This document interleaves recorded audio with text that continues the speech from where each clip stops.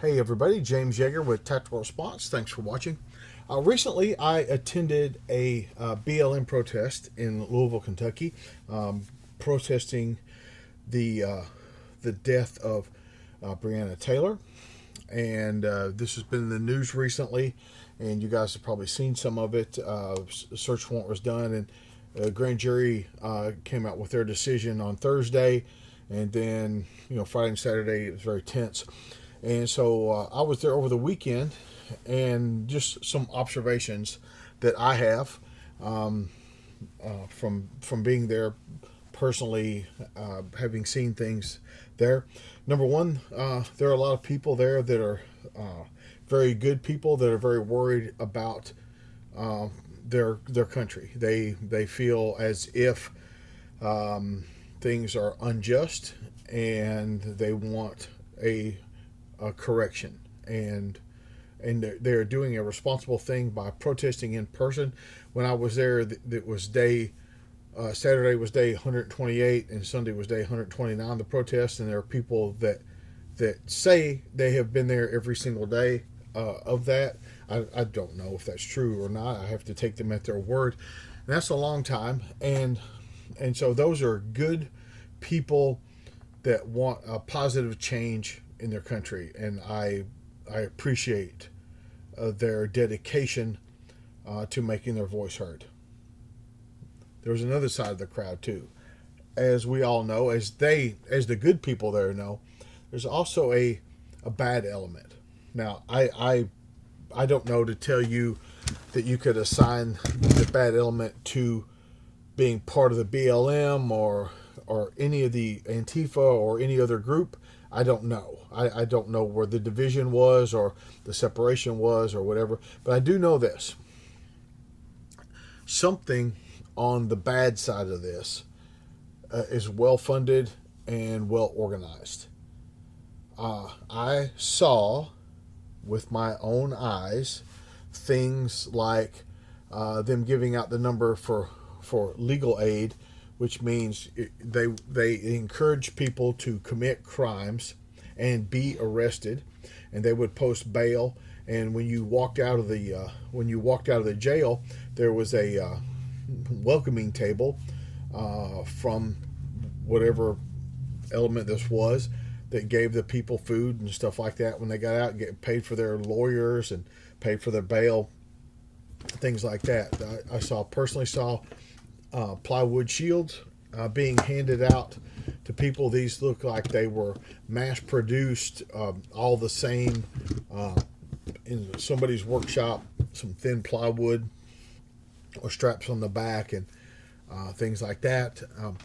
There were several sanctuaries around the city where people would go. There was a 9 p.m. curfew, and there were several sanctuaries where people would go. And so Saturday night, the crowd built in the late afternoon into the early evening. As darkness came, the crowd got pretty big, and there's a 9 o'clock curfew, and the the Louisville Metro Police Department, the Kentucky State Police, and the National Guard were all there. Let me just kind of divert the story and talk about that for a minute. Most, not all, but most every Louisville Metro Police Department officer that I had an interaction with was a total asshole to me. Just total asshole to me.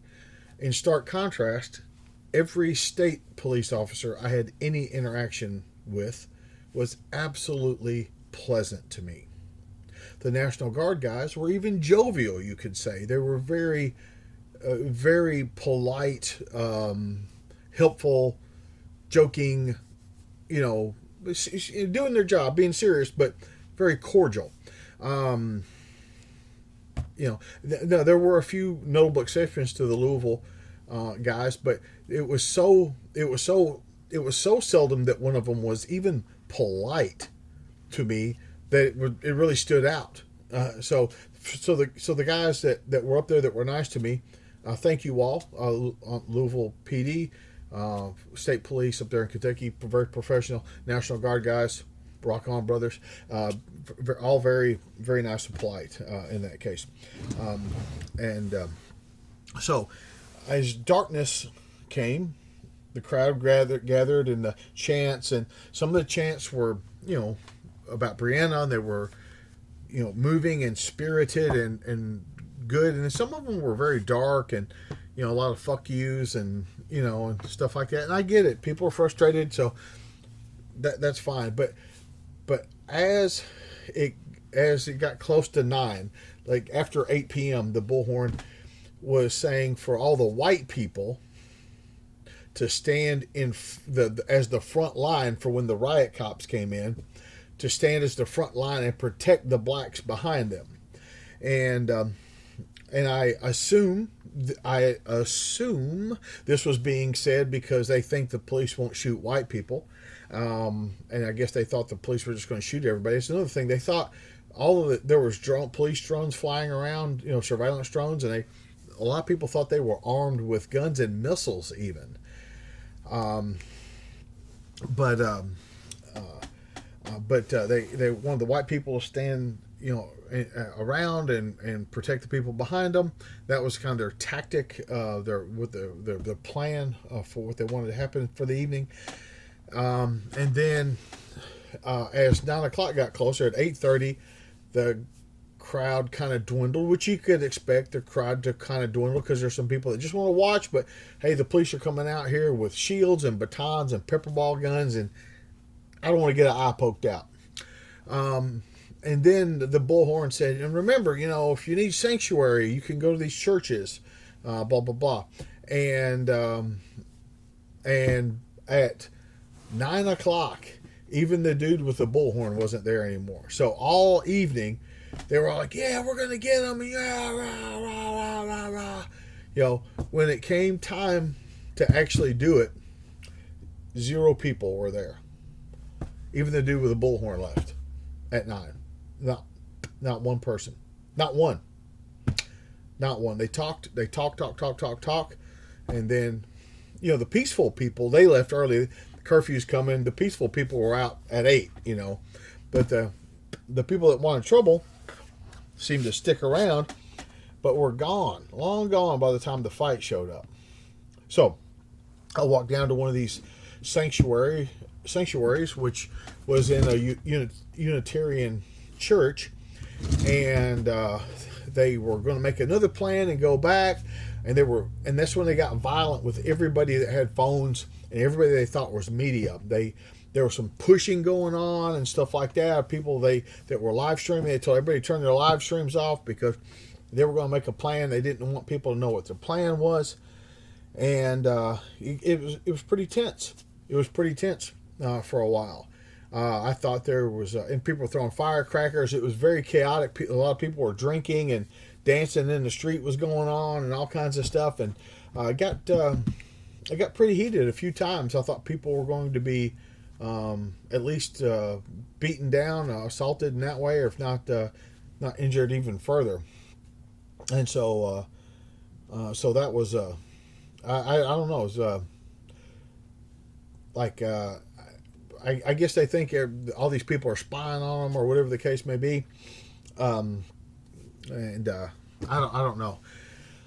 I know that they are that there's a group of them that are good, wholesome, honest people that want changes to be made, and I get it. I've said for years that there's some changes that need to be made in law enforcement, but there's a group of people within that group that are troublemakers. They're there to cause trouble, and I don't know why the good people of that group don't expel them, don't disavow them, I don't know why they don't get rid of them, because they are doing more harm than good.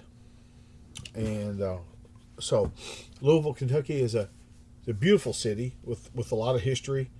It's full of good people. It's full of a few frustrated people that want things changed in their local government, their local police forces, and I get it, and I support their peaceful protest and their organization of peaceful protest. But you guys, you folks in Louisville, you good people of Louisville, you've got to get rid of that criminal element. And I think because most of the media is gone, I think that most of the money is gone, which because this thing is well funded. Like this is funded as good as any government organization I've ever seen. And so what I'm saying is there's real money behind this. And I don't know where it's coming from. I know people are going to say it comes from George Soros or this or that. I don't know where it's coming from, but it's well organized and it's well funded. And you should take note.